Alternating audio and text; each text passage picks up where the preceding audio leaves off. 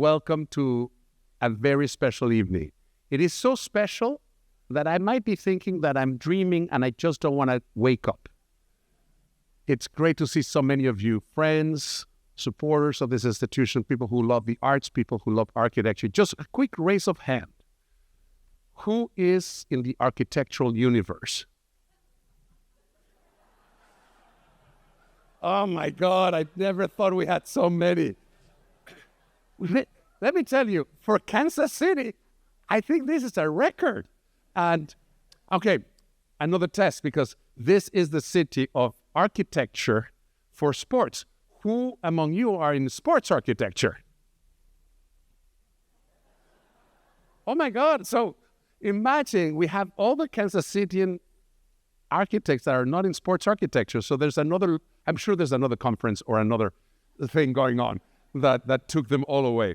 Well, first, welcome on behalf of the board, the staff, the volunteers of the Nelson-Atkins, and Julian Sugasagoite. I have the distinct honor of being the director and of, in a way, living a dream, and a dream that it's great to be sharing with all of you. Tonight, as we're going to be introducing the 6 teams that from 3 continents that are making the honor to be here to show and showcase what their ideas could be for the next iteration of the museum. I want to share before, I'm just coming out of something that is also amazing. That is our board meeting in which we decide the acquisitions of the museum. So we're just coming out of something we call COC.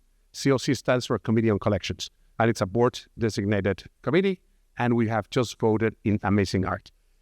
And what I want to say is that, that's great.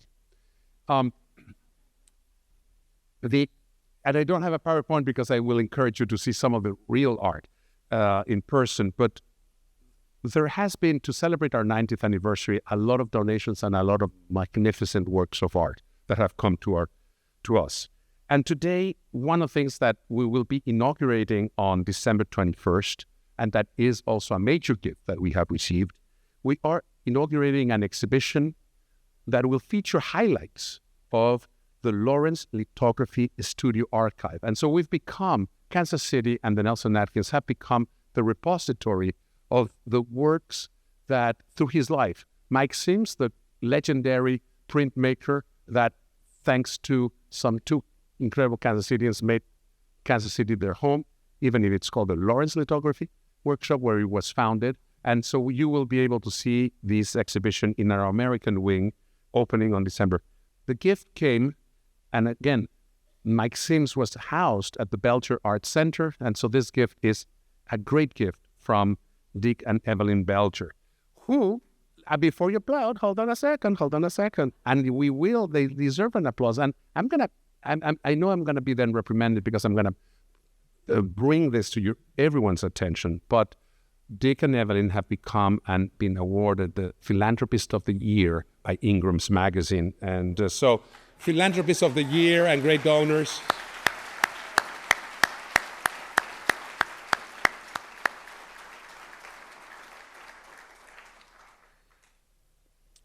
But I would love to reveal some of the works of art that we have just approved. And you know, when works of art come to a museum, it's a lengthy process and one that takes a lot of serious consideration, because once it comes into the museum, our world purview is that we will keep it for generations to come. So every decision, every work of art is really, really thought very carefully by all of our curatorial team. The curators propose them to me.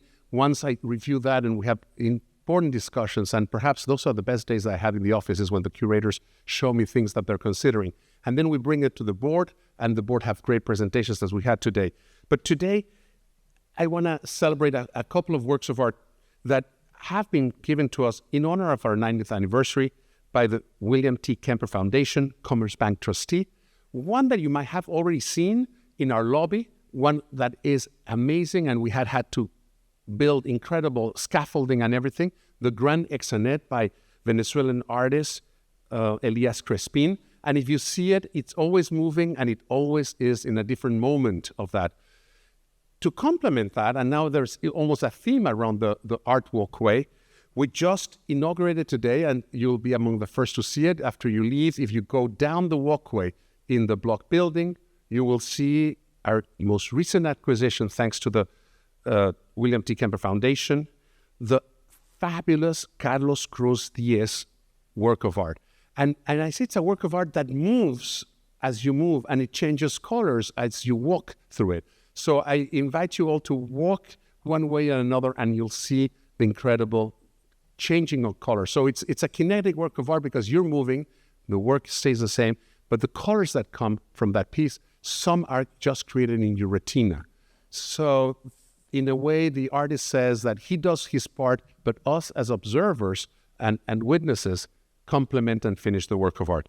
Last but not least, I encourage all of you to go all the way down to see a work of art that actually reacts to your presence. And you will see your portrait as you walk towards it. As you come close to Noguchi Court, you'll see a new piece by digital artist Rafael Lozano Hemmer, Mexico-Canadian artist, that has a work of art that will recognize you and create your portrait given the temperature of your body. So it's a temperature reading capture that will give you that. Those are just 3 of the many works of art I could talk today. But I want to emphasize one last gift, and one gift that for some of you will be meaningful. So who remembers how cool Kansas City was in 1978? So who remembers what was happening? Well, I know half of you were not born in 1978, but the other half that was born might remember that Kansas City became one of the coolest places for contemporary art, because it was the moment in which Christo and Jean-Claude created an amazing installation in Lewis Park. And it was covering, and it was very pioneering at the time. And it was, again, artists that today we all know, but at the time, again, there were prefiguration of what they could do. So, of course, they could not do that installation in Central Park. They will do it many, many, many decades later. But Kansas City was innovative. Kansas City was daring. And many of you participated in making that happen. Many of you have a remembrance. So thanks to 2 people that I want to particularly recognize tonight that were instrumental in not only making that project possible, but that they were also at that moment caught by the virus that I hope is contagious of contemporary art and of collecting, and even better, of giving to this institution.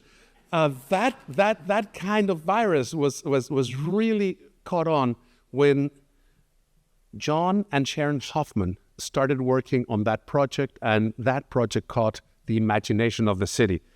What I want to celebrate today is that thanks to their involvement in that project, but thanks even more to the involvement that they had with the foundation has given us the largest, what I would think is one of the single largest donations of works of art to this institution, over 80 works of art that document the drawings that he did, the photographs that he took, and all the documents of the negotiations. And so that is over 80 pieces of art that are coming to us thanks to the work of the Hoffman. So a big, big applause to Sharon. We have not announced that publicly, so keep it to yourselves. Or, as Barnett Helsmer had told me, if you're sharing with someone, tell them it's confidential. The importance of that, we want to actually keep it still under wraps nationally, because we'll do a press release and everything. Also, we're going to do a small exhibition featuring a few, because from here we want to reveal the larger exhibition to celebrate the 50 years of that major project. But in between here and that exhibition, we want to capture people's memories of where they were involved, how they participated. Those memories are going to be something of an ongoing project as we reveal a few of those works. So there is a lot of things. But now, many of you know that we're just coming back from Basel, Miami Basel, and that also there were some important auctions at Sotheby's recently. And the Hoffmans surprised me with a fabulous work of art that I want to share with you that also is going to be considered for our next acquisition cycle. And it came in a box, so I was a bit intrigued. And I think they were in New York and then in Basel, and I don't know if it was at the auction that they got Mauricio Catalan's. So we'll have a whole conference on this piece of art that our curators will decide how we bring into the collection before I eat the banana, perhaps tomorrow morning. Anyway, thank you to John and Sharon for that surprise.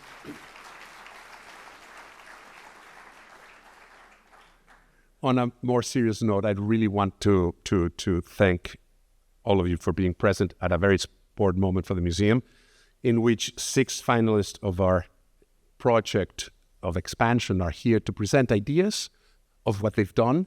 It's too early, they just arrived, so it's too early to have already solutions, but they've engaged with our teams in a fabulous way. But let's not forget why we're here. So we're here today standing on the shoulders of amazing past trustees and past donors and past visionaries that have transformed since 1933, when we opened this museum, into the museum it is today. We have experienced amazing growth, and we have continued to engage more and more into the community, and therefore the success of those actions lead us to where we are today, in which we can think and envision yet another iteration. Just think that a lot of people have asked me, but didn't we open a new expansion yesterday? Let me remind you that the big campaign that led to this magnificent Stephen Hall block building was begun in the last century. It took a lot of time. There was a competition like this one. But at the time, if you remember back to 1997, no one had an iPhone. There was no streaming, so many things that now we take for granted. The internet was in infancy. Websites didn't exist. So we have accelerated the pace in which society is being transformed, and so have the artists. The way that artists are engaging today, and also what our publics expect of a museum, is changing. And therefore, we have to take today stake into how we think, not only about a museum that is always evolving and ever changing. We have to think for them, for the next generation and the next generations. And if we get it right, we'll have your kids, your grandkids coming to museum and say, I had a great experience at the museum. Why? Because I came on my own terms. I discovered something about me. I discovered something about art. So that is what this project is about. And why do we do it now also? Kansas City is on a roll. And Kansas City is at a moment, not only, I think there's something called the Chiefs that apparently win things, or the Royals that also are in a good role, or there's something coming to Kansas City called the World Soccer Cup. But it's also the arts. Let's not forget the ballet is doing amazing productions. The opera had just closed a fabulous thing. We have a new conductor in town that is taking our orchestra to travel to Europe, and all of a sudden our musicians in Kansas City are seeing not only great success in Europe, but also seeing halls that pale in comparison when they come back and love the acoustics of a Hellsberg Hall. And I'm not saying that because Shirley's here. But it is true that we're living a very special moment in Kansas City. And one of the things is that architecture also takes a very special place in our city. And Kansas City definitely was put in the map, at least in the art world, thanks to this 2007 opening of the block building, which is, in and of a testament, a marvelous work of art that allows us to be much more flexible, allows us to give more programs, and has allowed us to grow to where we are. We've doubled the attendance in the last 10 years. We produce more than 2,500 public programs a year. We serve around 60,000 children a year.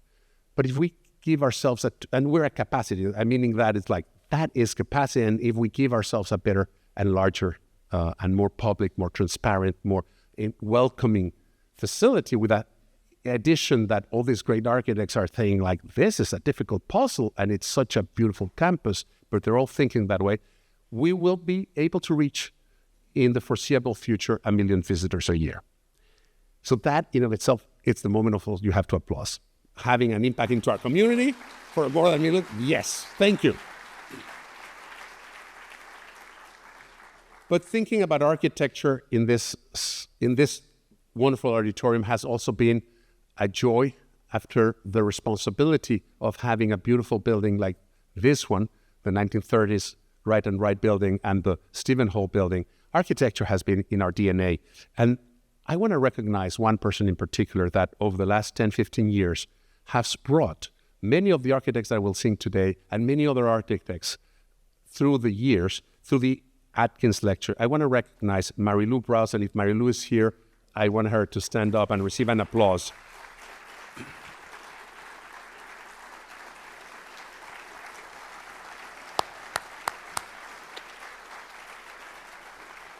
Marilou single-handedly opened my eyes to the best of architecture.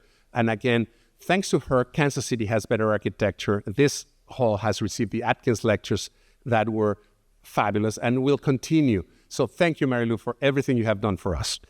And also, we have an incredible AI chapter, and Don Taylor is the leader of that and has created also conference and brings also talent, and also all of our local firms participate. And again, a great, great leader. So I hope she's in the room.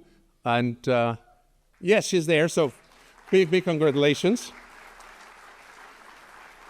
And last but not least, I want to also signify my particular personal gratitude to two architects among our fold.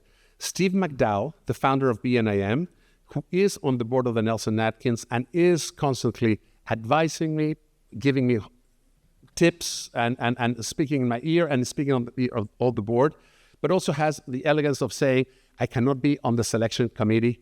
So those are the things that we celebrate. And also Jay Tomlinson, who is in our campus and community board and has also advised on also how to have the best competition so that all of our architects that are here are really in the best conditions possible. So a big hand of applause to our local.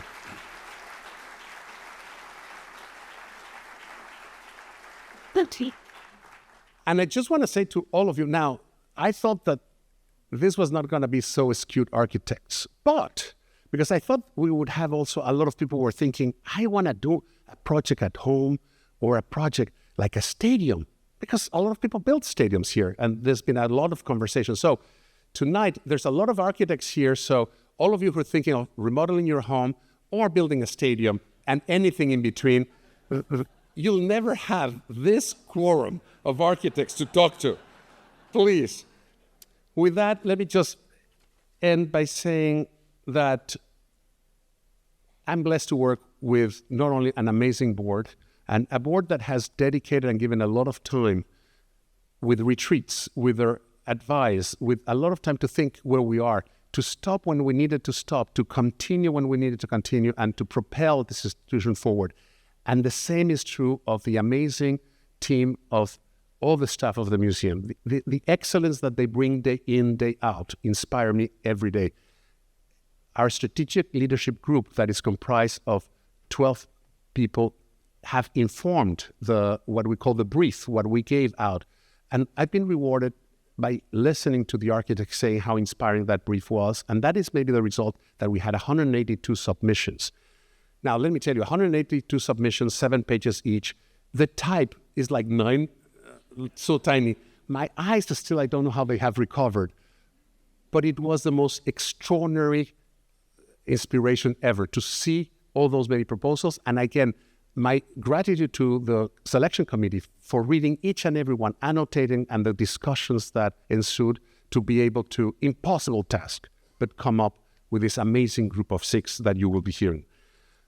We were led by the amazing consultants that are Malcolm Redding, and today Malcolm Redding has done 200 of this kind of competitions over the last 20 years. But every architect that we asked for references as we were choosing a firm to partner say they are trusted, they lead the best processes, and we are totally confident that we were in the best hands possible to lead us to where we are today. So I really want to recognize also Malcolm Redding, and today, representing Malcolm Redding Consultants, please welcome to the podium John Morgan. And John Morgan will take it on now and will be our MC. Thank you.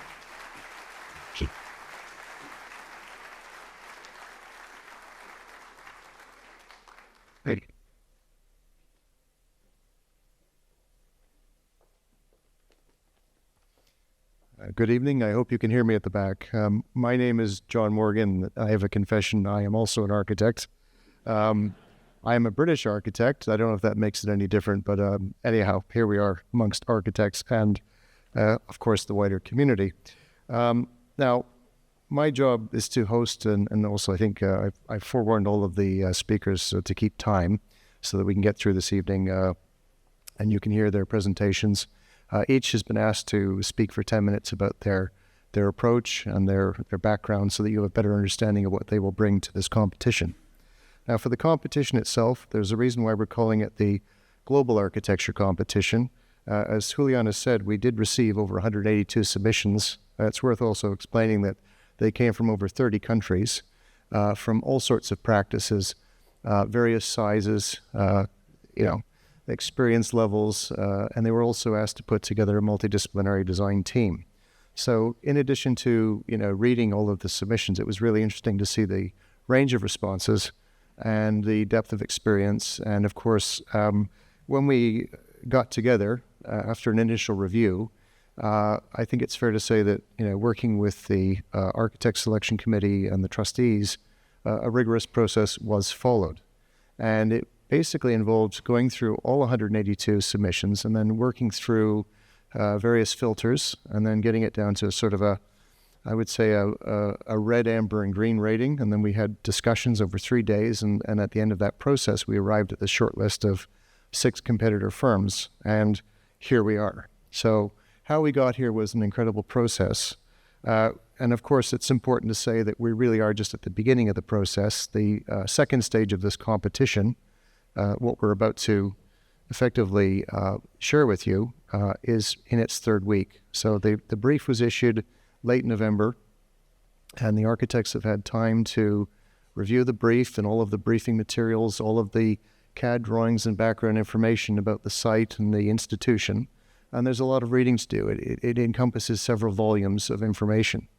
But the thing that really brings it all together is that when they are invited to Kansas City to be here, not only tonight, but they're here for 3 days, it's taking them around the buildings and the campus so that they can understand the context very clearly and then get a better picture of what it means to actually bring their creativity to the design brief. And for those that don't know, the kind of theme that sits behind the brief is called a museum for all. So you have to bring together, thinking about landscape. You have to consider the new expansion of approximately 60,000 square foot, which will include a brilliant new photography center, education spaces, and also, again, spaces for events and public amenities. And then on top of that, we're also asking them to consider this building and to develop a renovation strategy that involves Roselle Court and some of the upgrades that need to be done to bring the building fabric up to current standards and thinking beyond in terms of sustainability and thermal performance for the centuries ahead. So I think in that sense, it's, for us, no two competitions are the same. This is a very unique challenge, and we think we've picked the right 6 architects for that challenge. And tonight, really, the intent is so that you can understand there are very distinct approaches that will be brought to bear on that challenge. And it's, again, worth reiterating. I think it's been said, but, tonight there won't be design proposals. You're not going to be exposed to things that are not yet fully baked because we have a 12-week design process. And again, over that 12 weeks, the firms will be asked to present to the Architect Selection Committee their work in progress, and the final submissions will be made early in the new year. And you're all welcome back, of course, to come and see the final result of their endeavors. There'll be a public exhibition here in March in the Nelson-Atkins building. So stay tuned, come back and follow the process and see where it leads us. Just a quick, perhaps, plug for our company, Malcolm Redding Consultants. We have actually been active in just specializing in competitions over the last 15 to 20 years. We've, I think, done a competition on every continent, perhaps excluding South America, but we did do a competition for the Antarctic. So I think we're pretty active all over the world. And And I think when you think of the things that we've been able to work on with our clients, it ranges from everything from museums and galleries to urban master plans. And I think as of this morning, if you've been following our website, we just launched a new national monument for a competition in our hometown of London, England, for a national memorial for the Queen Elizabeth II. And it'll be in St. James's Park next to the mall. So I think the interesting thing about our perspective as competition organizers, even though we're all from an architectural background, we actually are on the pulse of the current scene in architecture. And as an architect and a former academic, I think it's actually quite exhilarating to see what creativity and thinking goes into each submission. And to really kind of, for me, it's a vicarious pleasure. So I hope that we can share that with you tonight, my vicarious pleasure and your witnessing of the presentations from each of the 6 firms. They've each been given 10 minutes to present. And again, we will be keeping track of the time. They've been warned. There will be no Q&A. We have not built that into the session, but it is worth adding that at the end we'll have a slide with a QR code. The Nelson-Atkins Museum was very interested to hear your impressions, both now and as we go forward to the exhibition. So you can leave your thoughts via the QR code, and if you haven't access to those technologies, of course, in the lobby on the way in, you passed the tables with the little pencils and the postcards. So you can also leave your thoughts manually as well, if that suits you better. Because again, it's very much about community and it's about Museum for All. So we'd very much like to hear the views of everyone from, the local communities, residents, all the way up to trustees and other stakeholders. Now, I think those are also covering I was given a bunch of household rules to read out. I've covered the one about feedback. Please ensure your portable devices are silenced. If you do need to leave, the exits are down here, and do not disrupt others. And of course, also at the end, if you brought snacks from the grab and go, please make sure you take your rubbish with you. That's probably not where I wanted to end this, but I was asked to say it. So anyhow, onwards to the presentations. I think we decided to be democratic. So we're going to do the presentations in alphabetical order. I'll just read the names out for those who aren't familiar with the short list. It's going to start with Kengo Kuma Associates, then the Renzo Piano Building Workshop, followed by Selldorf Architects, Studio Gang, Weiss Manfredi Architecture, and finishing off with Y Architecture. So with that, I think just test the technology here. Does that work? Yeah. There we go. Okay, very good. So, first presentation, just to set the scene. Kengo Kuma Associates is a world-renowned, award-winning Tokyo-based partnership that was founded and has been led since 1990 by Kengo Kuma, who's very much active in his firm, and I'm assured he'll be with us for the final presentation and the mid-stage review that's coming up. Excuse me. Their work is essentially renowned for being active in the cultural and civic sectors. They have developed a reputation for their design approach that engages with nature and craftsmanship, and a very particular rooting in the traditions of Japanese vernacular construction and craftsmanship. They have completed everything from cultural education, buildings of vast scales, to experimental pavilions, and then again reaching out to major urban mixed-use developments. The firm currently comprises more than 320 staff based in Tokyo. They also have offices in Paris and Shanghai and Beijing. And in that sense, they're very proud that they have completed work in 26 countries on 5 continents and more than 10 projects completed to date in the United States. And of course, I think they'd like to round that out to at least 11, starting here. It's also worth mentioning that they are collaborating with noted Seattle-based landscape architects, GGN. And with that, I would like to invite to the stage, please, the partner, Richard Nelson. Thank you.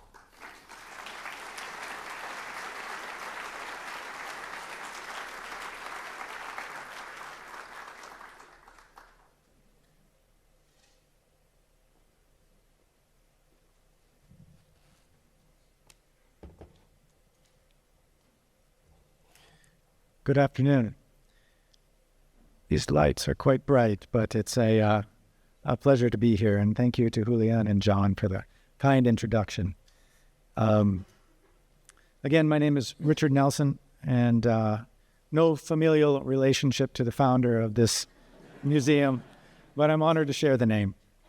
I'm a partner at Kengo Kuma Associates, based in Tokyo, and on behalf of our office in Kengo Kuma, I wish to extend our gratitude to the Nelson-Atkins Museum for the inviting us to share our work with you today. Before I attempt to distill Kengo Kuma's 35 years of practice and distill it down to this short 10-minute presentation, it may be helpful if I share a little with you about how I came to this daunting task. Before studying and practicing architecture, I was an artisanal woodworker in Alaska, focused on building furniture. My work centered on a deep connection to the materials I used. And it was during this time that I became aware of Kengo Kuma's work.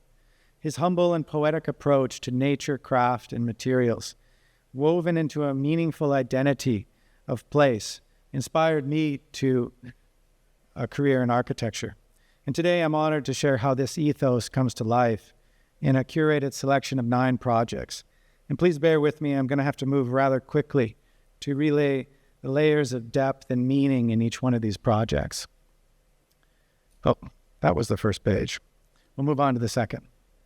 We'll begin here in Japan in the Hiroshige Museum, which was completed in the year 2000. The location is a small Japanese town at the base of a mountain, a type of landscape the Japanese call Satoyama.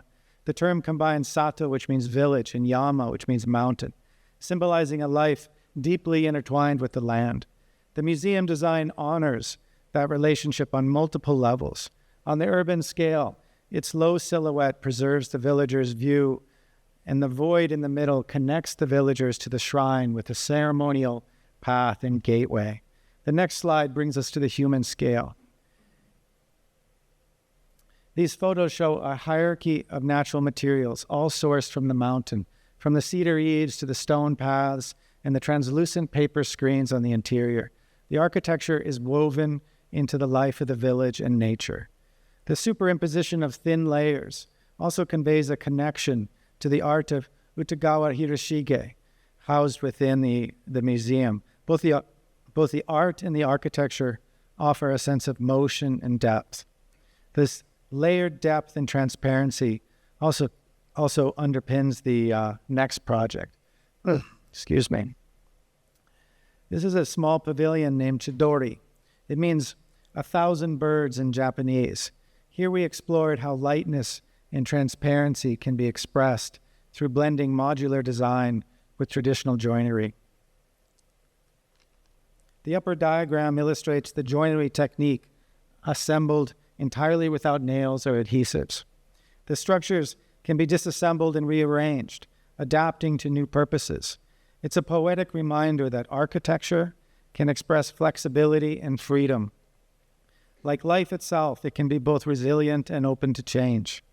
Expanding on the Chidori, we applied its principles to a larger project. This is the CG Museum in Japan. This 3-story museum, shown from the street in the image on the left, is constructed from a small 2-by-2-inch wood sections, forming a structural grid that also acts as the canvas for displaying art. The image on the right shows how the wood lattice creates a rhythmic play of light and shadow, much like the komorebi effect, which in Japanese means dappled light and filtering through a forest canopy. Here, the importance we place on lightness and transparency is clearly legible. The next project demonstrates how local craft and history can also be made visible and preserved in architecture. This is the Yusahara. In the middle image, it shows a market and hotel that we designed. While the thatched facade may appear foreign in this context of the modern buildings that surrounds it, it actually reconnects the community to its heritage and identity. That heritage can be seen in the lower left image of a roadside tea house with a traditional thatched roof. That type of tea house once dotted this mountain landscape. They are disappearing, and with them, the skill and knowledge to construct and repair them is being lost. We collaborated with local craftspeople to ensure that tradition was preserved. This project illustrates how architecture can be a living part of its environment, integrating artifact and culture, and be deeply meaningful to the community's identity. I think I need to move a little more quickly. So the next project shifts us to Europe and bridges the past and present in a unique way. The new Hans Christian Andersen Museum in the foreground of this aerial image connects the urban landscape by stitching together old and new cityscapes of Odense. Here, the museum's circular forms create a flow that connects Odense's medieval quarter to its modern cityscape, much like Andersen's stories connect past and present. These images show the meandering paths of the museum's garden. These paths invite visitors to explore a living, breathing extension of Andersen's world, dissolving boundaries between reality and imagination. This museum connects people to this literary heritage and reimagines the urban fabric. From Denmark, let's travel to Scotland. Here, the V&A Museum we designed reconnects the city of Dundee to the River Tay. The facade's layers mimic the cliffs of the Orkney Island in the upper left, creating a dynamic and natural presence along the river. Here, the central void acts as a bridge, connecting the city's energy to the riverfront. Inside the dynamic form, soaring spaces invite community activities, hosting concerts and performances. This project demonstrates how architecture can reclaim lost connections, restoring the bond between people, cities, and landscapes. Where this project connects the city and the river, let's jump to Portugal, where the Gulbenkian Museum renovation in Lisbon connects people to the garden. Through a Japanese concept called Engawa, we added this threshold space to a once imposing 20th century building. Under the canopy addition that you can see in these images, and especially in the image on the upper right, it shows how the canopy softens what was once a very formal facade with these loose draping curves. The image also illustrates the restrained material palette of local materials. Ceramic tiles on the roof and ash wood soffits underneath create a sense of warmth and intimacy. The semi-enclosed space under the canopy created a new protagonist in the museum's narrative, a highly active, immersive environment that connects the visitors to art, each other, and nature. Continuing on the theme of connection to gardens, let's move to Paris in the Albert Kahn Museum. Albert Kahn, the founder of this museum, dreamed of recreating the world's gardens, and this project honors that vision by weaving a new museum between his Japanese garden and an active frontage road. Here, architecture harmonizes this hard urban edge, as seen in this image from the street, and the lush garden within. The facade transitions from aluminum on the city side to wood on the garden side, creating a biological skin that adapts to its environment. The upper image illustrates how the museum's layout and landscaping blur the boundaries between the built and the natural environment. Inside, meandering paths mirror those in the gardens and invite filtered light deep into the public spaces. And for the finale on this quick journey around the world, we'll end with something small and playful. This is Tsumiki. It's a modular wooden toy block that reflects simplicity and adaptability.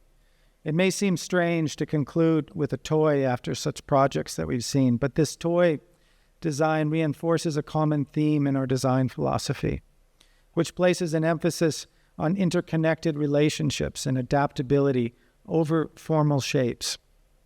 Where typical block toys reference solid masonry construction, these blocks are agile, playful, and light. The endless forms they create are not objects that divide, but permeable filters that connect.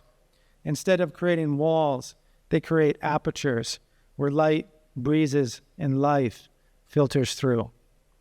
To conclude, I hope this overview helps us all imagine a future where architecture is more than a building. It's a bridge between people, the landscape, and art. and a reminder of how deeply our lives are rooted in the land and culture. Thank you. Thank you, Peter.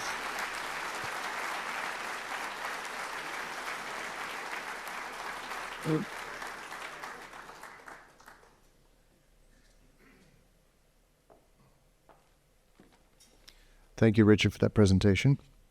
We'll move to the next presentation. Presentation 2, Renzo Piano Building Workshop. The workshop was founded in 1981 by Pritzker Prize-winning architect Renzo Piano, and they have studios that are located in Genoa, Italy, and Paris, France. And the firm recently celebrated their 40th anniversary, and for those that follow their social media feed, it looked like one incredible party they had at their signature building, the Pompidou Center in Paris. And the firm continues to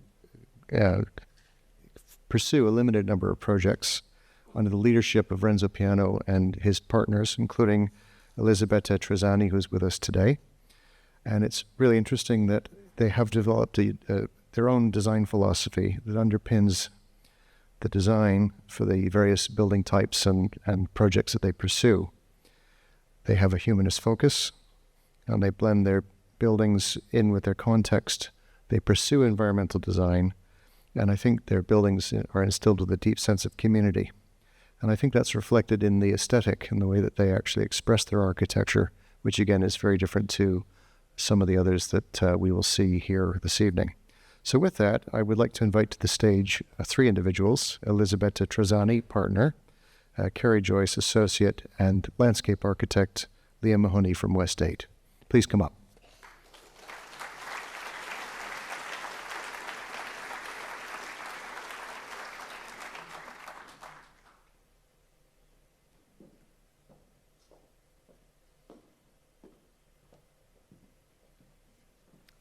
Cool.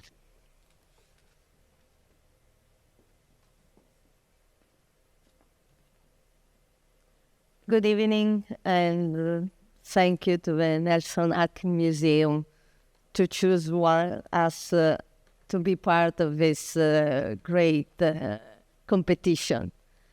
As John mentioned, I'm one of the partners of the Renzo Piano Building Workshop office, and I'm based in Genoa, and this is the place where 3 days ago we fly out, come here. And this explains where are our roots and where we start our creative process of each project that we do in the office. We are a group of, in total, between Genoa and Paris, of around 110 people. And we really believe in a people approach to architecture. And the office and a group of people together really represent us. And we work in a place full of light, immersive nature. And this is where working every day, we try to find our inspiration. We work a lot with model from the first concept and 3D images and back and forth with models, so in a very collaborative way. And our way, we really like the concept of working around a round table, because the round table, it's represent the shared ideas, where each one that's sitting around the table has the same force to give new ideas and to work together, from a simple formal way to work every day in our office, when became instead in a more formal with client, consultant, and through every phase of a project. So the approach of people and collaboration, it's the base of our philosophy and our methodology of how we work, and we approach every project, no matter what it is. And we work with material, with sample, and these are examples that we do piece of the project at the early stage of each project to test some of our ideas and share with the client and share with all our consultants is a process. We don't think that architects can work by themselves, but they need to be part of a bigger group, and the bigger group, it's like the client, the consultant, and the community too. And again, this is where we work every day, sharing ideas, sharing information. After what we did in this last 2 days, that it was a fantastic experience to try to be immerse ourselves in the nature of a place where we need to think about a new idea and a new possible project. And so today we're standing as just 3 representatives of the design team on stage, but and this goes for all the teams presenting today.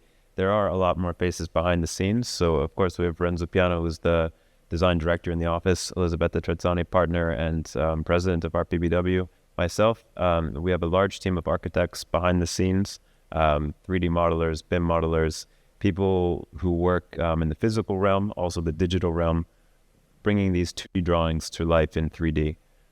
We're very pleased to be working with West 8 Landscape again, represented by Liam Mahoney here. And we're also very pleased to continue a 40-year relationship with Arup, who will be providing the structural services, the MEP, lighting, and sustainability.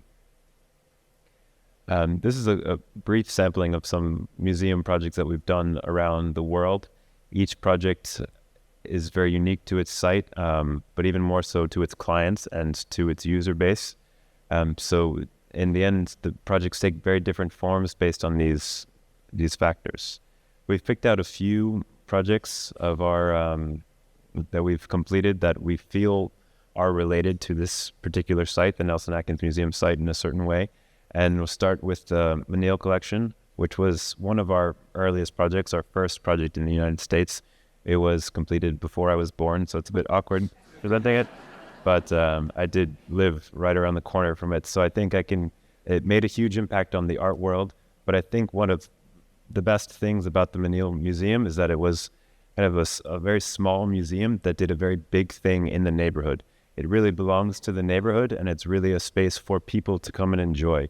It's quite a big museum, in terms of prominence of its collection, that has very, very important pieces, but it really has an emphasis on the public space that it provides to the community.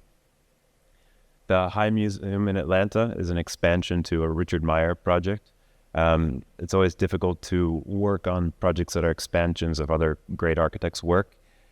This project we started by kind of designing the void space, so designing the negative space between the new and the old, and really focusing on the scale and proportion that space could provide. Again, in this image, you kind of see one of the main ideas in our office is providing transparency and liberating the ground floor, so allowing people clear and unobstructed views through the spaces, even if they are programmed with this, like a gallery in this instance. The Harvard Art Museums in Cambridge, completed in 2014. This is another project where we're tasked with building alongside another very famous architectural work by Le Corbusier in this case. This project focused on combining a series of museums into one. And the way we did that was through an existing courtyard, renovating that courtyard, creating kind of a nexus for all 3 of these buildings to work together. The Art Institute of Chicago, this building features a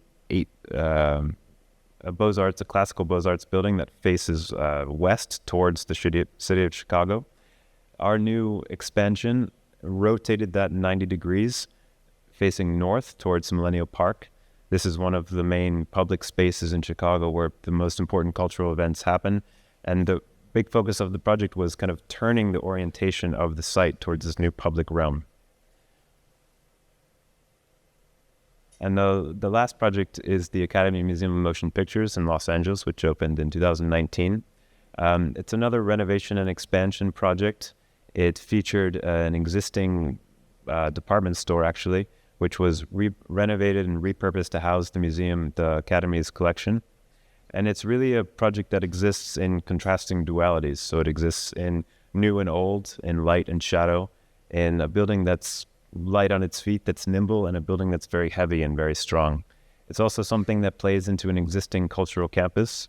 You see kind of beyond the Sphere building, we have the BCAM and the Resnick pavilions, which our office also completed in Los Angeles. And I'll just start by, at Weiss as landscape architects, we always really start by reading the site. I think for the cultural landscape such as this, there's many layers. I think you all know this much better than I. But we really see that it starts with the parkway, connects into the neighborhoods, but it also connects into the city. If I drive long enough on the parkway, I somehow find myself in this place. It's just like a vortex that sucks you in. So as we read the site throughout the different characters of this place, there's many amazing elements to it. The north or the south lawn, this great Beaux Arts green, expansive lawn, that's really the picnic green for all of the city. Anyone here who comes here on a Saturday spends the entire day. This is really framed by the West Dale and this forest frames where you see on either side that people sit around to find comfort under the shade of the trees in a typical summer day. And it extends to the East Hill where you have this great undulating landscape. It's very park-like. You just want to lay on it, maybe smooch someone. I don't know. It just invites you to do that. And it's really in this heritage of, the terraces of Den Kylie. So you have these great groves of people collecting. Now we see mini golf there, so how that can be more comfortable for people. And of course, the North Lawn where there's, this great welcome arrival that's happening on the civic scale where people are swelling in and out of the building. So, we really take these elements of the site and start to play them out and to understand what they can give us. In our other work, we really try to deliver spaces for art, like what we've done at Kroller-Müller in Holland, which is 30 years of tenureship over a sculpture park, where we're constantly cycling art through 4 seasons of the space. So there's a constant experience. Or for Duke University, there's places for contemplation. But really, we want to deliver places for people, and I think that's what we are eager to deliver to Kansas City. Thank you. I like it. That's Thank you. You think about it. what do I have? Keep this going. Great. Thank you.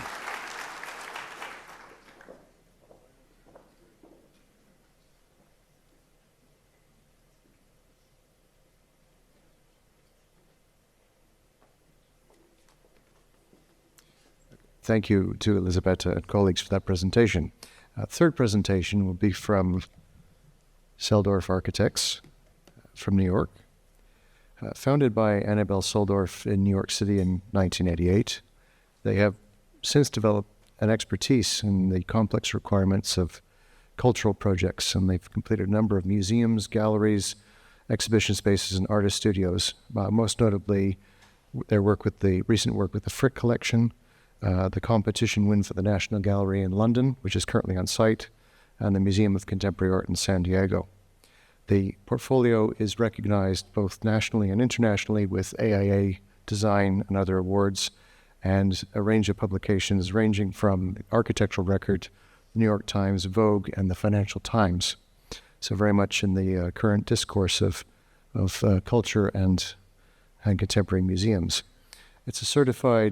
Company is a certified women-owned business enterprise, and they also have a social outreach mission to increase diversity with ongoing relationships with New York City Tech that provides opportunities to students from undeserved backgrounds.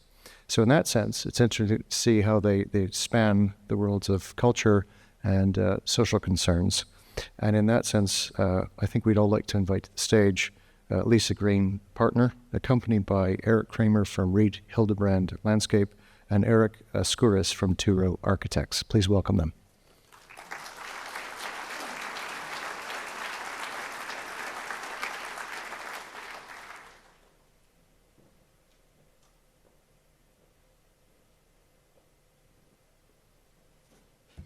Oh, those lights are bright. They weren't kidding. I'm setting a timer. Thank you all very much. It's a pleasure to be here. Thank you to Nelson-Atkins for inviting us. This is a representation of the other firms that are participating on our team. And behind each of those faces is layers and layers of other faces. So it is true. It whatever your analogy is, it takes a village. We're an orchestra.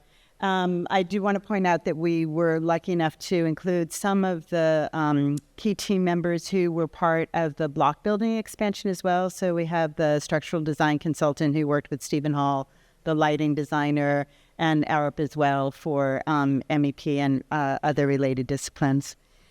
Selldorf Architects is located in Union Square in New York City, which is home to the oldest and largest green market, which takes place Monday, Wednesday, Fridays, and Saturdays. And I love to show this picture because it is really one of the joys of our office that we have this resource where we're able to get fresh vegetables and fruits and other things at all times of years. And it really makes it a wonderful place to work, as well as having an amazing subway location right there.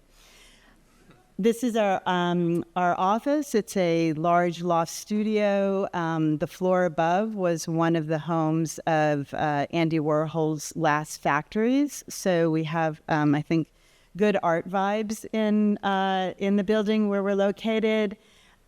We have representation of, I think at last count, maybe 14 countries within the office and 16 or 17 languages spoken. So we like to have that mix, that really enlivens all of our projects. So as John mentioned, I think if we do have an area of specialization, it really is in museums and cultural buildings, and often combining old and new, somewhat what the task is here. So from the National Gallery in London to the Frick Collection, both of which are opening this spring, to a revitalization of the Hirshhorn Museum on the National Mall. Additionally, though, we have projects that may be considered unexpected. We've designed the largest recycling facility in the United States, which is located on the Brooklyn waterfront. It recycles all of the household recyclables of all 5 boroughs. They're brought in by truck, barge, and train. And we also designed a visitor center and education center for the building. So this was not part of the original program, but the idea of bringing, in particular, school groups to the building so that they could learn about recycling and make it more part of their everyday life was a very important aspect for us to bring to the project. Additionally, we've designed a school in Zambia, in Africa, which is serving students who previously had to travel very long distance to get to school. So this has become a real community center, and it is centered around this large open courtyard, which serves for, throughout the day for activities and research, but also for 3 meals a day, which members of the community come and cook for the students in the courtyard. For our projects, they range from galleries, museums, and for art of all periods. This is the Neue Gallery in New York City, which is a museum of Austrian and German art. This is what we call the Klimt Room, and really a beautiful space. But what I think really stands out here as representative of our work is a particular attention to scale, to details, to the quality of light in spaces where art is seen, and to the human scale of people and objects in dialogue with one another. And that extends to a contemporary art gallery here in New York City, which can be reconfigured in many different ways to be more flexible, but is featuring natural light with these 4 sawtooth skylights. We're currently working in Toronto at the Art Gallery of Ontario, and we were asked to insert in a very small space a new wing for contemporary and modern art, which is speaking to the building on the left, which was designed by Frank Gehry, which is a very powerful kind of iconic building in the city. And then the building in the foreground is actually an adjacent institution. So we needed to kind of slot between these 2 buildings. And we're partnering with Two Row Architects, and Eric is going to speak about this a little bit more. Thank you, Lisa. For those that may not know, Two Row Architect is an Indigenous-owned and operated architecture firm that hails from the 6 nations of the Grand River Territory, way up north in Canada, where there's a lot of snow right now. And it's really an honor to be here. And for that, I just want to say, Chimigwech, I have to speak my language. It's ancient, it's dying, and I have to do my people duty by doing so. This is the Art Gallery of Ontario, a project we're very honored to work on alongside our friends Selldorf and Diamond Schmidt back in Toronto. As you can see, the building's situated right between a very loud Frank Gehry building and an even crazier Will Oslap building that's really cantilevered over top of some pencil crane-like structure. So this is a pretty impressive structure, and we're very honored to work on the building. An elder told me when we were working on this project that we have 2 ears and 1 mouth for a reason, and I'll never forget that. Architects need to listen more. We need to hear from the community, their needs. We think we know everything, but you guys know, you guys live here, and that's a motto that I've taken from my community. We apply to our practice as well. For that reason, we assembled an Indigenous advisory circle that was made up of host nations, artists, curator, people who are typically underheard, and we heard their aspirations for the project, ways to connect to Mother Earth and harvest Mother Nature's gifts. It was a pretty fantastic process, and I was very proud to be a part of it. Through these engagement sessions with the Indigenous Advisory Circle, we fostered trust, relationships, and a really special and vernacular relationship to place. You hear the word place making a lot, but we like to use the word placekeeping. There's a lot of knowledge in the land that we can hear from the host nations. So we're very interested in fostering those relationships and having this dialogue with the Kansas City Indian Center to hear from the Osage, the Shawnee, and other host nations that are here in this territory. They have a lot to tell, and we're ready to listen. So from there, we established a set of values that really drove the project. And when you drive and you are working on architecture through values, you create a meaningful place for the people. That being said, it was a very beautiful process, and the result is a building that really speaks to the land. This is a building, as Lisa mentioned, that's cantilevered over a loading dock. And for us as Indigenous architects, the question became, how do you ground a building that's floating? I think we did that through a couple of reasons by engaging the community. The first is an outdoor terrace that connects with views to Lake Ontario and has Indigenous species that a moment to break free of the gallery and really smell the air and engage with the land and digest what you've just seen. The second really beautiful move we made, as you know, in galleries, you're very restricted by the amount of natural light you can have because that can damage the artwork. We made east-facing windows that you can really occupy and envelop. Of course, east, as we've learned from the host nations, from the Haudenosaunee people, is the direction of rebirth and new beginnings. And by situating the windows in that way, there's beautiful rising sun, and you can really sit in there and engage with the city in quite meaningful and beautiful ways. And the last, as you can see, this is a wampum belt. This is typically, traditionally was given as a means of creating and establishing community. So we inspired, the team was inspired by this, and we designed a facade that really relates back to the earth and to the host nations with a terracotta facade that reflects friendship and treaties. So it was a really beautiful way to come together.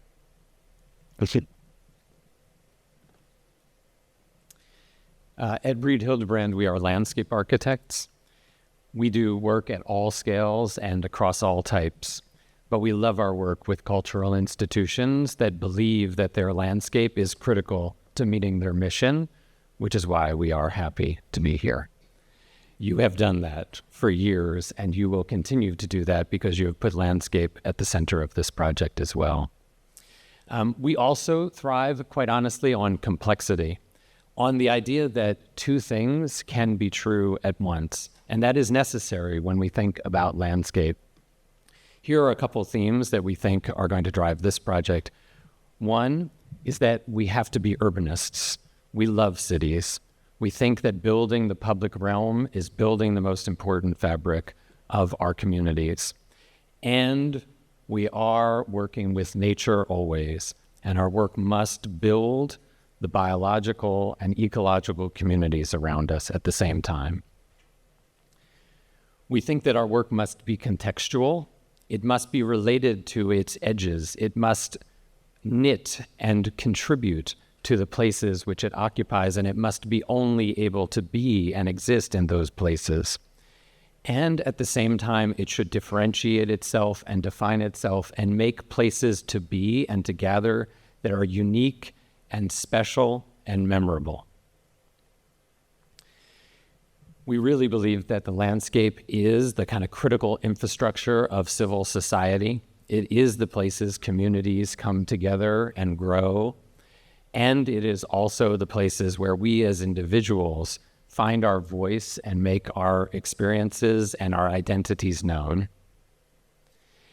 And finally, it is a place for art, and landscape and art are like paired activities and work. We work with artists and in art communities very frequently. And we recognize that art can make us see the landscape in new ways, and landscape can create space and work for people to experience art in new ways. These are all the themes that we deal with every day, and they are the themes that will underlie the project here at the Nelson-Atkins. Thank you. Okay.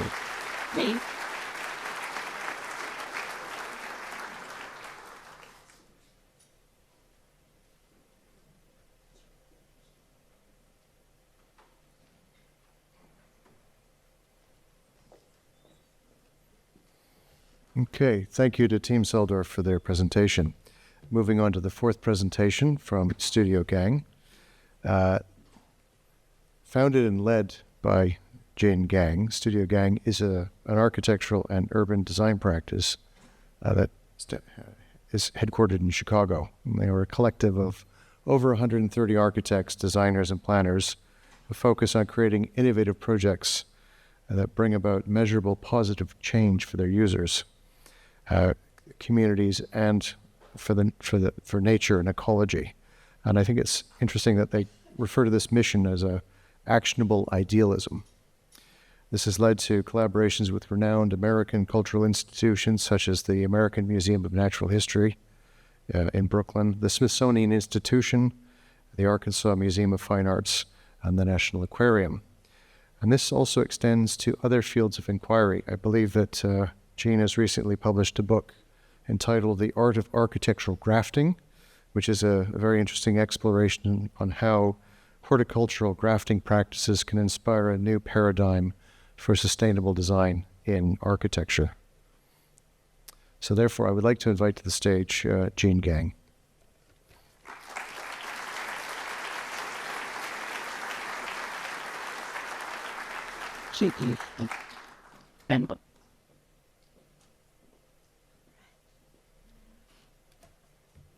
Thank you so much, John and Julian, and really to Nelson-Atkins for having us here and being part of this esteemed group.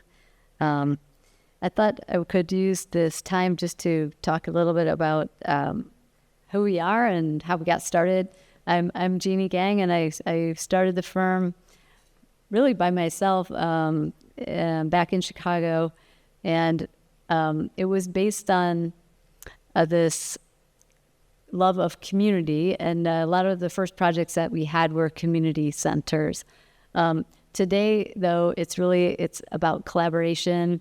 It's about working together, and now we have these 4 different locations, so they're kind of these local places and cities that can work in different regions, and then we can share our global knowledge together as well. So it's really an excellent group of amazing designers, and many of whom will be joining for this particular assignment. A lot of people know us for tall buildings. I was very strange, but when I first started out, I got this this project that was an 82-story tower.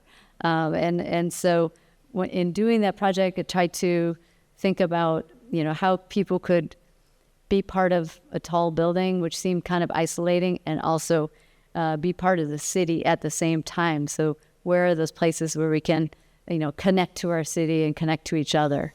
And this is really part of my philosophy and our shared philosophy, which is that architecture works in a way to connect people to each other, but then it also has this very strong ability to connect to place.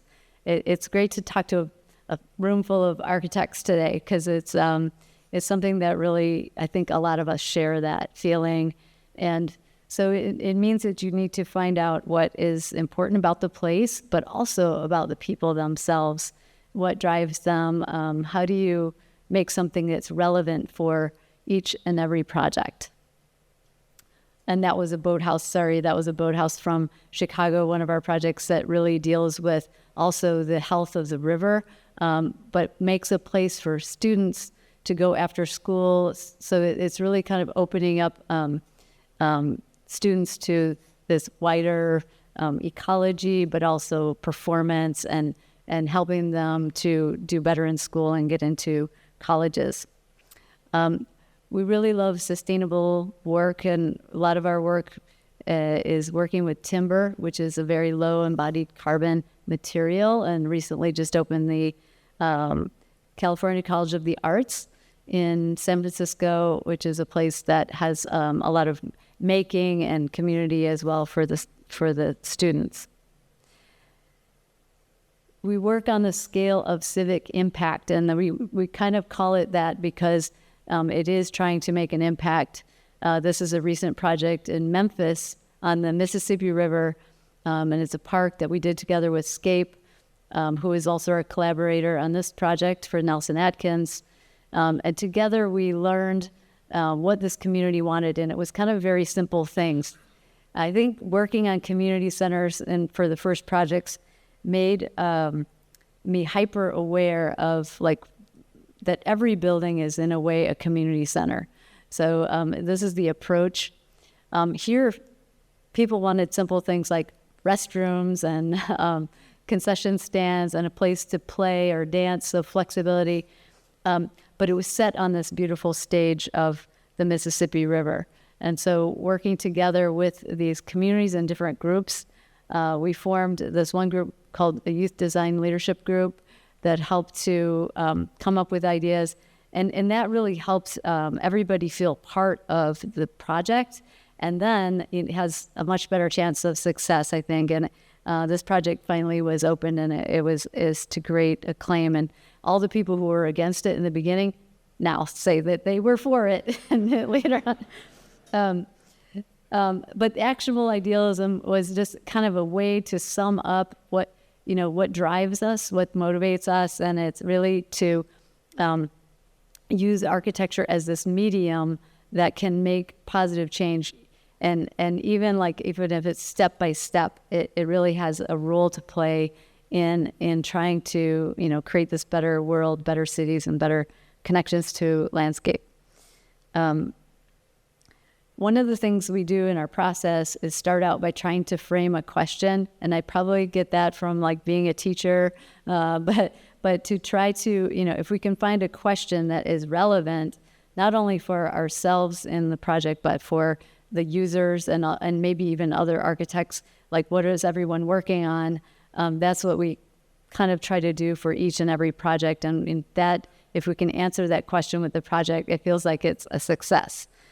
So in the Writers Theater, for example, this is a small theater in a suburb just north of Chicago, and they really had only car, access to their city, and they wanted to really make a place of civic engagement And so the theater in this case had to do more than be a theater, had to really make a place for people to meet after school and after work. How can design encourage environmental stewardship? This was a renovation of a city park that was really polluted, and it had a very bad, I guess, reputation. It was a kind of rundown. But what we did there was kind of create not only a pavilion, but a place that had a robust ecology.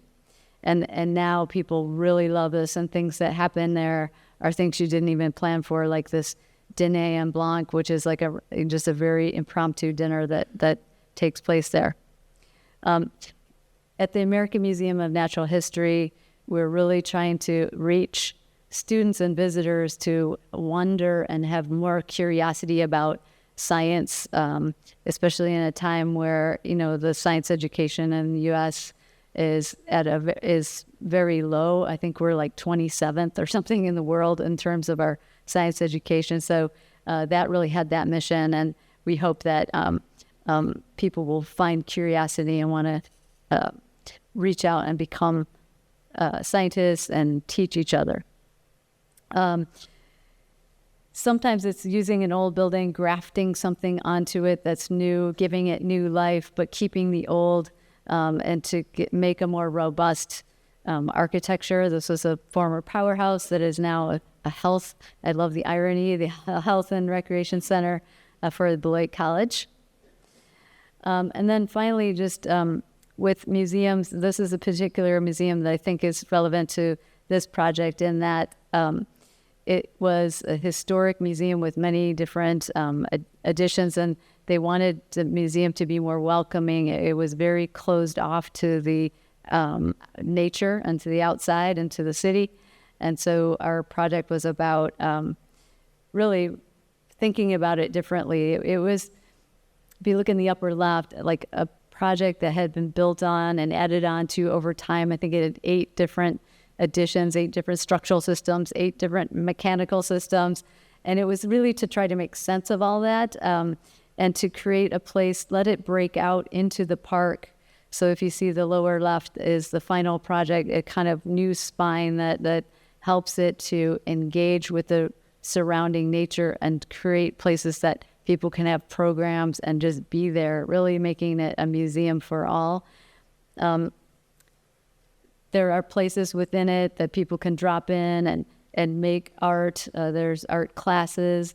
There is special galleries that are visible to the outside, as well as protected galleries for drawings, etc. So with this project, I think it helped us really take that idea of the community center and apply it to an art museum, a fine art museum, and really make a place that connects to its landscape, which is what we hope to do here and working on the Nelson-Atkins Museum. Thank you very much.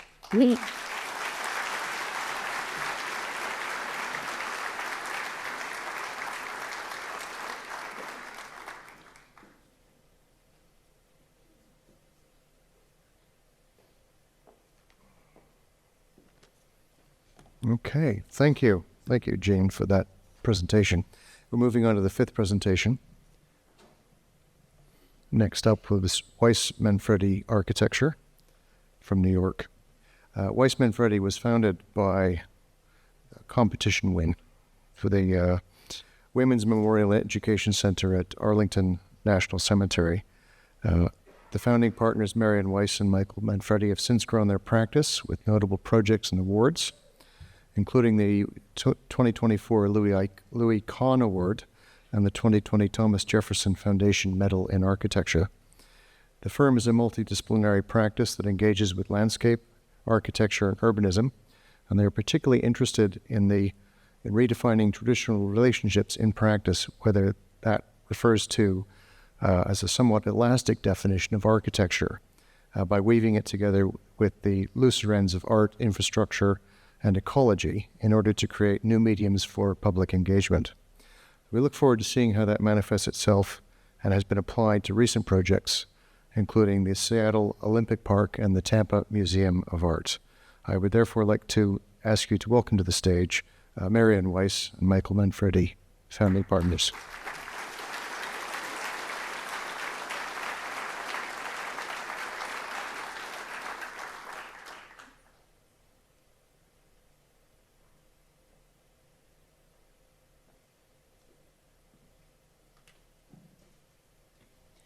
Wow, these lights are bright.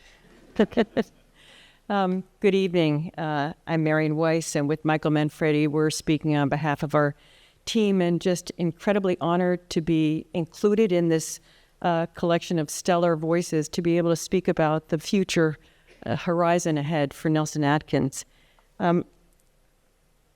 If we think about what's so inspiring to us of this particular chapter for the Nelson-Atkins is it's one that's building on incredible strengths, and yet it's translating its identity from, in a sense, a museum that was a building primarily in the 30s to a building and museum that joined a site and a sculpture park that was then added to become really, with the Stephen Hall building, an incredible cultural campus.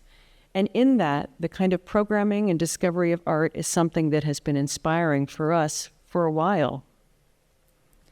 In fact, we were very fortunate nearly a decade ago to be working with Nelson-Atkins and thinking about what this museum is, really as the kind of belly button of the cultural heart of this incredible city. What's very striking is that there's many amazing institutions, communities, and individuals from all over this city that we thought could be woven into a more legible necklace where, in fact, this kind of figure eight that draws in architecture, landscape, urbanism, and community was a future that we already see beginning to happen in the past 10 years.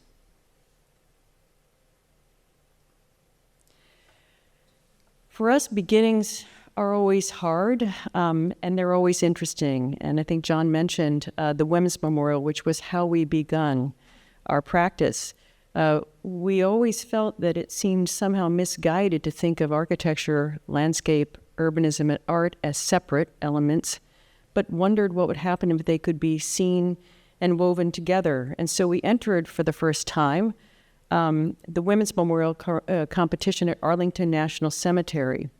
We were told that retaining wall that you see in that picture, now excavated in that image there partway through construction, was the one very element that we could not touch, and that we should put a freestanding building there to recognize and honor a new museum to recognize the women who'd served ever since the Revolutionary War and had been unrecognized. For us, we thought a new building in this hallowed site seemed wrong. Arlington Cemetery was right behind us. We also thought that retaining wall, which apparently had no meaning, was something that if we broke through those portals, we could actually celebrate the passage and draw meaning to a place that was simply a place of earth before. And now those carved tablets with their inscriptions could cast their voice in recognition of joining this memorial landscape. That was a wild beginning. And yet it sort of served for us to see that the conviction that disciplinary boundaries have no place in creating destinations for a community. So as was mentioned, we're a small practice focused in New York.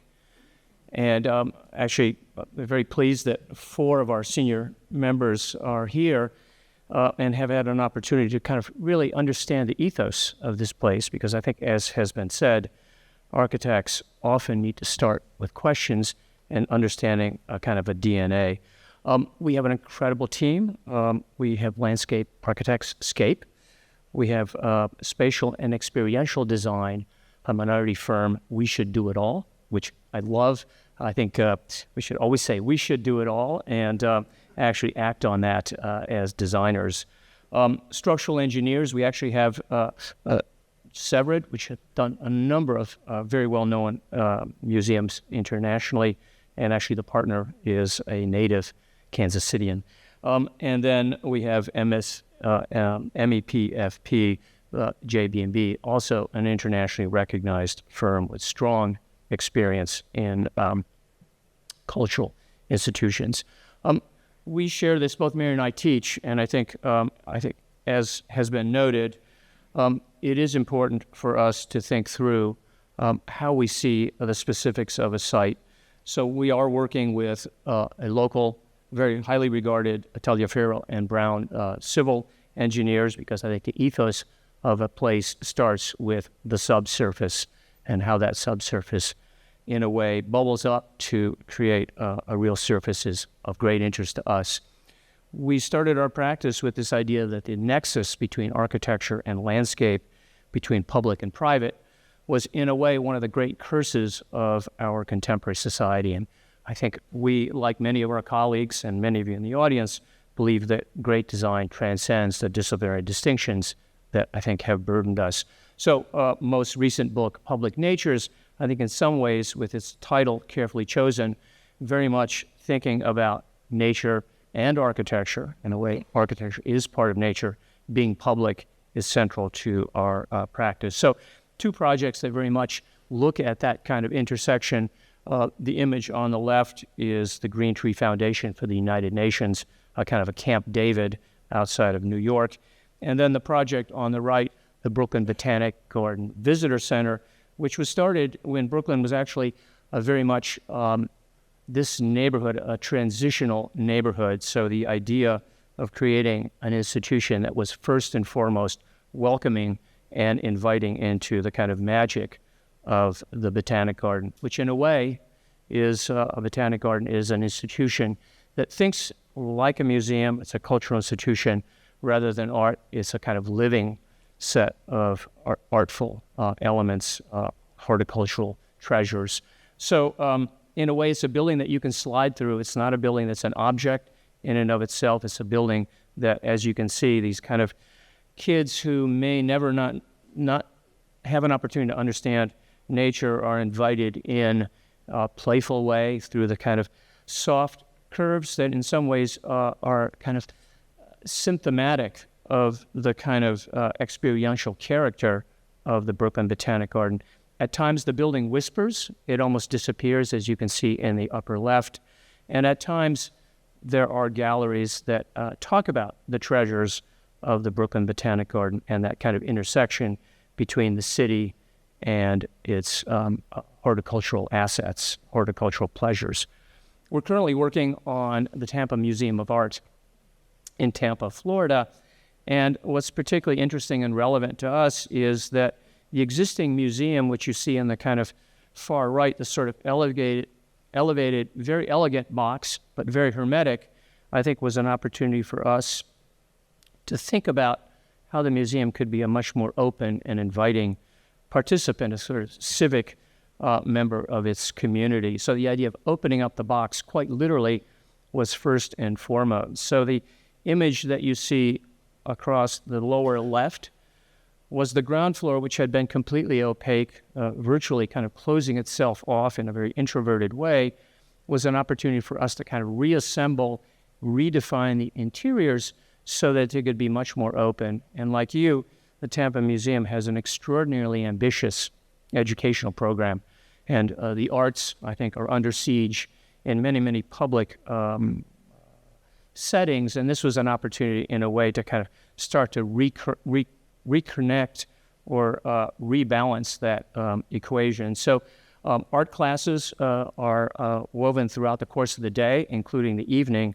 And then we were also able to open up, image in the middle, a kind of introverted courtyard, so it now becomes part of the entry sequence with this very beautiful sculpture by Jacob Sakamoto in the middle. And then, of course, reconfigure a series of gallery spaces that had been devoted primarily to storage. So that sense of opening up the box is what we're particularly excited about in the context of the Nelson-Atkins. So very recently, we're thrilled to say that as of just right before Thanksgiving, this project opened after 10 years of work, and this is the Longwood Gardens cultural sort of destination where gardens are very much seen as the most precious collection to both celebrate and reveal and invite the community in to see it. And so we did a new 32,000 square foot living, breathing glass house floating on water, But more importantly, we also looked at the assets that were both historical, again, the same era, the 1920s and 30s, as the foundation of the earliest conservatories that you could see on the right. But there were some strange things about it. And if you look at the foreground just beyond and you see this series of arches, what in fact was there before was a large retaining wall. And this was because cars would drop you off at the middle, just nearly 100 years ago, and you would ascend up to the palace, the glass palace, where in fact it was more architecture than glass in some ways for this incredible spectacle of what a conservatory might be. And yet as they grew as an institution, they also realized that people wanted to spend a day there. And how would you actually do that and dine and enjoy some of the elements? Again, we were asked to do a freestanding building for a new restaurant, and we said, just like with the Women's Memorial, wouldn't it be more exciting to actually create a new restaurant here in plain sight, hidden, carve behind that retaining wall, remove the earth, support it with vaults, and be able to look directly out on the garden and reestablish a new relationship and connection. And then as we start to think about the possibilities of what a conservatory might mean. In this case, it was reconsidering the language of architecture that defined the first one, rather opaque columns and a glass roof, and think about one that could be 100% transparent and with over 218 operable panels, be climate activated to live and breathe in incredibly new ways. And as we think about what Nelson-Atkins is doing as a museum, it's living and breathing in new ways to welcome in new communities.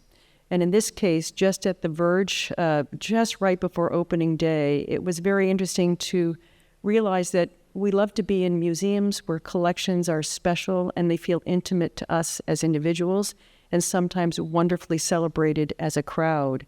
And this was a very still moment here, looking across the garden and looking up to the sky and being reminded that being connected with nature is part of what makes us all feel whole, and being connected with art is something that makes this community feel even more magically whole. So I think we're all experiencing climate change. This is a project very much a response to climate change. This is a museum in Naples, Florida that was completely damaged by Hurricane Irma. So our task was to kind of strip down the existing structure that had, in a sense, been damaged by hurricane-force winds and lots of water infiltration, and create a new museum that would be much more open. The traditional museum that had been damaged was completely introverted, rectangular box. So this was an opportunity to kind of reclad and extend the museum with a very, very resilient rain screen system that could withstand hurricane-force winds. But more importantly, it was an opportunity to create open space. This courtyard became a haven and an opportunity for performances during COVID. So we're great believers in the power of architecture to define open space, and similarly in the power of open space to define architecture. New entries, new glimpses into the collection, new opportunities for expanded kinds of art, expanded modes of art. Artists are 10 times ahead of us in terms of how art can be expressive and how it can engage. So how can we create forums for new kinds of art that aren't even imagined? So the image on the left also shows how both north and south aspects of the museum could be opened up to a much larger public, so that the museum becomes a much more porous invitation and a place for someone to enjoy an afternoon or a morning or an early evening, even if they don't wish to go into the museum. So that sense of being an invitation to those who know about art, who love art, but also those who might just be casual passersby. And that leads us to the Olympic Sculpture Park, a project that we've had the privilege of going back to and working with the Seattle Art Museum now for over 10 years. When we think about what the Olympic Sculpture Park aspirations were, it was interesting. They were, I think, just as bold and as brave as the Nelson-Atkins has been, which is saying that art needs room to breathe, and that inviting people into the world of art is one where, by taking down any walls and barriers and introducing transparency, that the site and engagement makes it part of the everyday life of the city. And so we wondered here is really what if the museum and sculpture park could connect the city to nature? And the interesting thing here was that, in fact, the pavilion, a kind of Kunsthal, is in some ways rough and ready compared to the downtown museum that had most of the work enclosed behind walls. And yet the idea was to say that many people feel a little shy about going to museums that are, in a sense, exclusively behind walls. And so what would happen if those walls came down and this could open itself not only to the prospect of gathering a community together, but also looking at the distant horizon beyond as something that is seen in collaboration with art here with Calder's Eagle. And yet, if you look at the image on the upper left, this was really, for us, the most exciting thing was to realize that the very programming that the museum intended to do here was something that immediately grew and doubled and tripled in possibility once this setting, in a sense, had opened up those transformations of connections from city to water. We were honored to win an international prize that came with an enormous amount of funds to be able to give it right back to the museum so that they could actually host some after-school programs for youth at risk, which leads us really to a conclusion of really the great question and sense of possibility. So we love this was opening day, about 40,000 people. We were super excited, but we also found out that HempFest was occurring at the same time. So, I think and a little bit of humility, I think, entered into the picture. But actually, visitation has actually tripled, quadrupled since this park opened, because it is about the connection of art to a community, about the intersection of art and culture. So we'd like to close with a quote or a part of a conversation that we had with the great Portuguese architect Alvaro Siza a couple of years ago. And this was advice he gave us. He said, architects' greatest responsibility is to transform reality. And we are both honored and humbled to be part of an institution that's embarking on its third translation of and third transformation of reality. So thank you.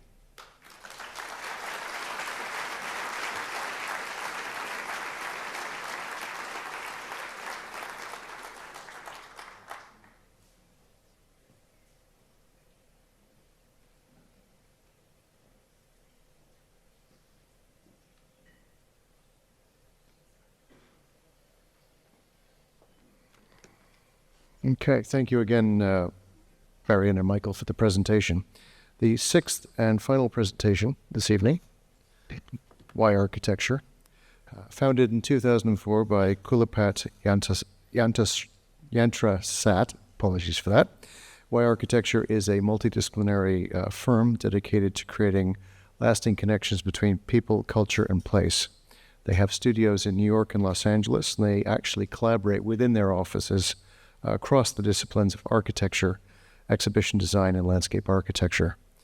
Why Architecture has become a thought leader for future forward-looking design solutions for museums and cultural institutions, and they apply the principle of form follows flourishing, which allows each project to be the outcome of its own specific context, collaborations, and conversations. And they are keen to use that as a means to reach the final solution for their architecture for each site-specific project. And I think we're looking forward to seeing how they will show that in practice. Most recently, projects include the Michael C. Rockefeller Wing at the Metropolitan Museum of Art, which will be open soon to the public, as will the 130,000 square foot DIB Contemporary Art Center in Bangkok, Thailand. So with that, I would like to invite to the stage Kulapat and Brian Butterfield from Why Architecture. Thank you.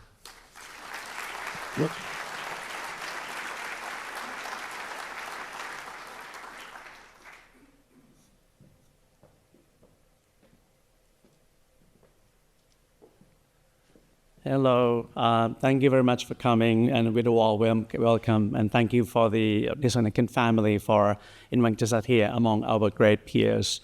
Funny as it is, because I was here 27 years ago at the last competition, I was the project architect with Taekwondo, and so that was my first time to come here, maybe even in this auditorium.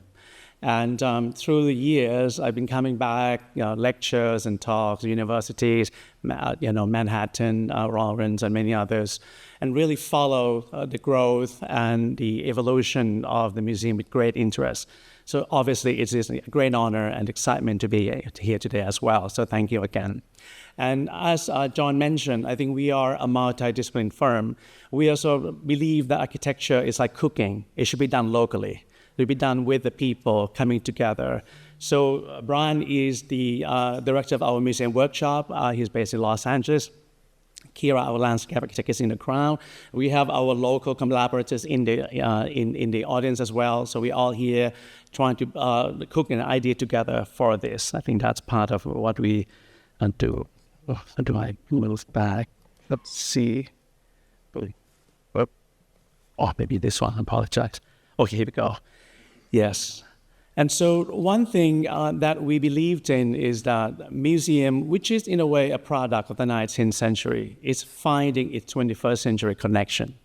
How can a museum be as relevant as what it used to be? How can people today find that this is more important than ever? I think we need museum more than ever, but museum can only thrive with human engagement, with support from communities, like what we all hear today. So what we hear today is not to talk to you about what we have done in the past or our past. That would be surprising when you come back in March to see our proposal for the design. But we'd like to talk about how we work and what are important for us for museum thinking. One thing which is so important to me is museums are sites of empathy. In the time when we are so divided by many systems, museum and culture bring us together. Like art, like music, like food. Things like this allow us to understand the highest creativity that humankind has made. And so museums allow us to appreciate not only our own civilization's art, but art from other civilizations. How can that be the path towards world peace? I know it's a high stake, but I think it's important for us to aim to make sense, because if we cannot appreciate the highest achievement we have made during a lifetime, what else can we do on our time on Earth?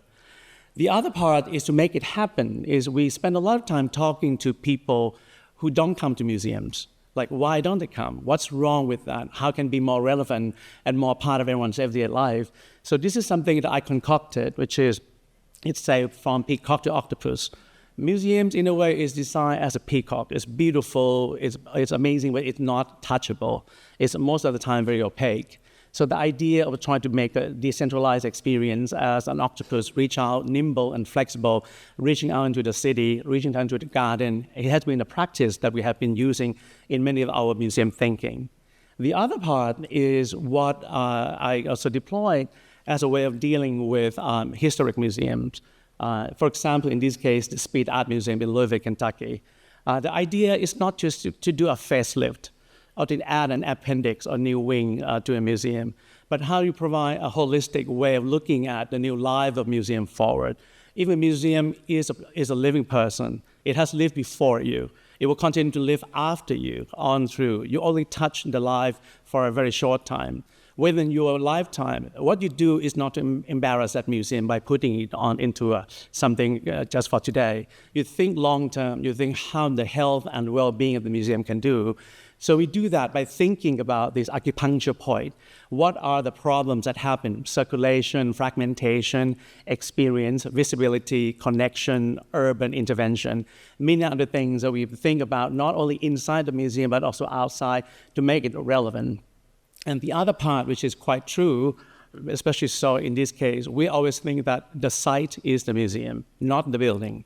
Every square foot of the site is the museum.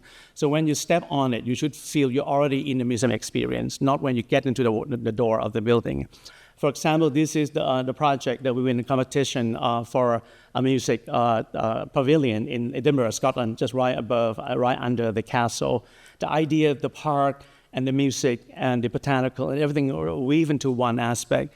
That's just so true for the Nelson-Atkins, that the art, the building should really integrate into each other and make a seamless experience. And that's something that we hope to do more and more here. The other part that I would like to also mention is that we are one of the pioneers of sustainable design in museum. We built the first LEED Gold museum in the country and by nation in the world, which opened in 2007 in Grand Rapids, Michigan.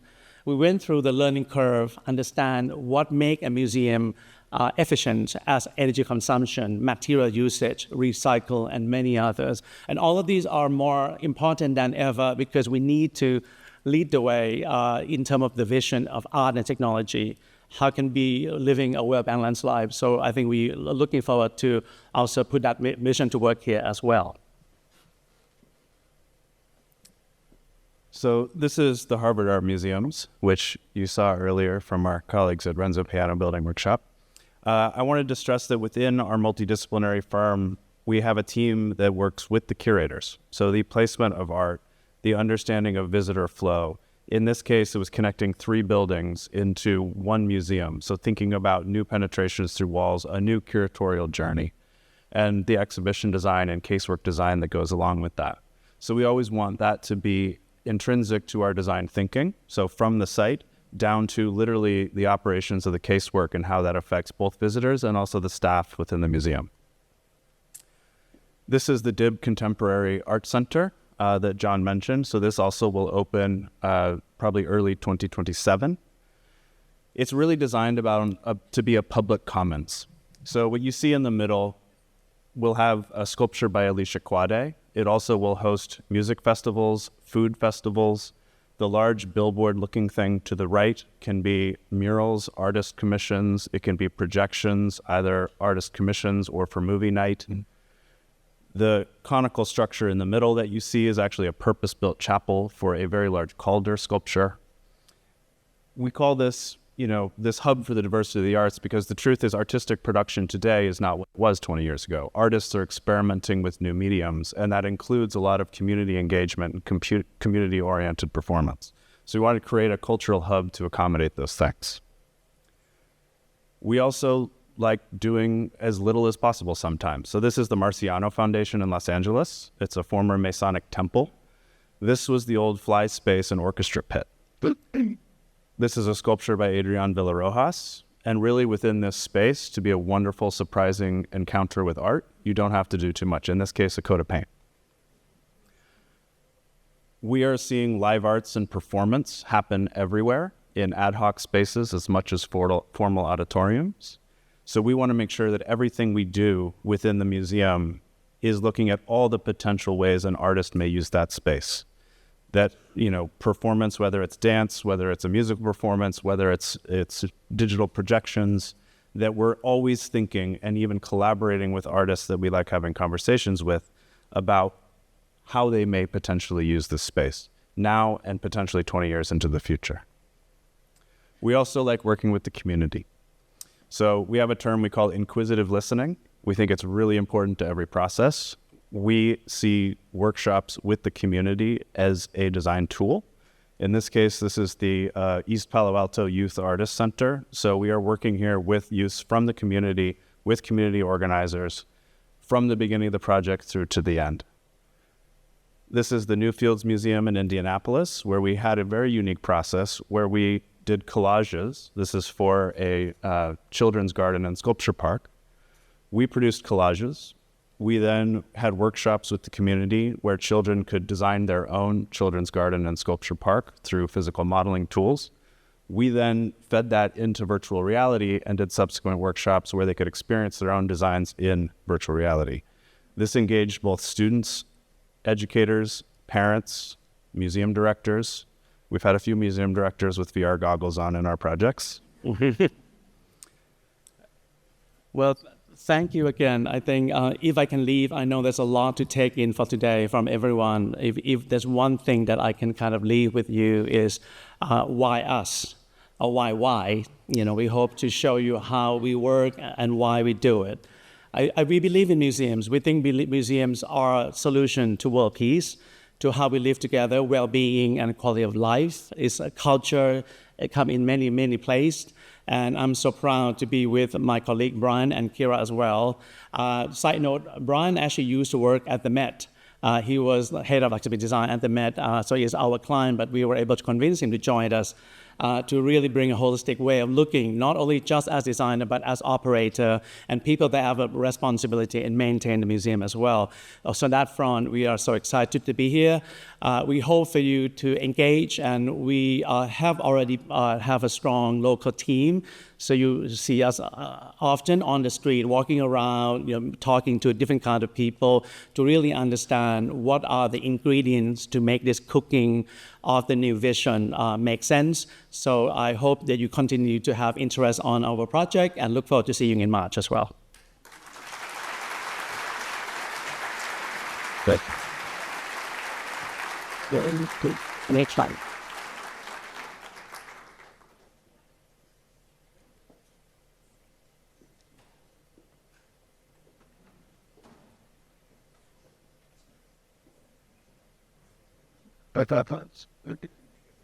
I think of it.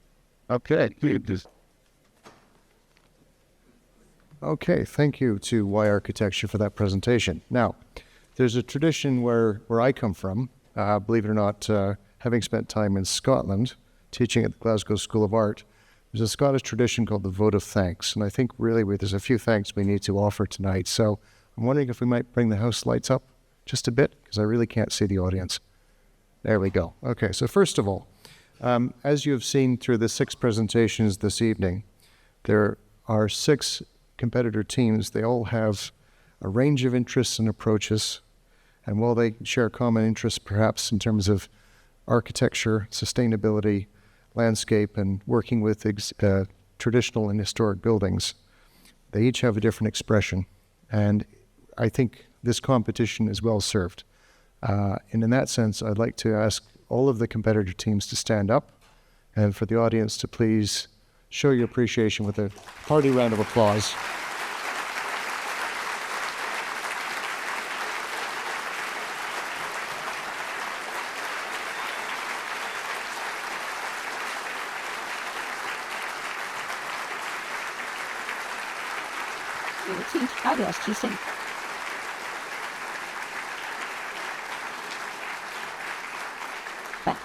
And of course, we wish them well over the coming weeks, because there's a lot of work to do, a lot of hard work coming up before they submit in the new year. And the second thanks really goes to the Architect Selection Committee, the trustees, and the Nelson-Atkins team. Personal thanks, actually, for the being gracious hosts for this. This is, in fact, a 3-day site visit event with presentations. So thank you for your being gracious hosts, and thank you for your support. I think it's contributed to getting this competition launch off to a strong start, so thank you.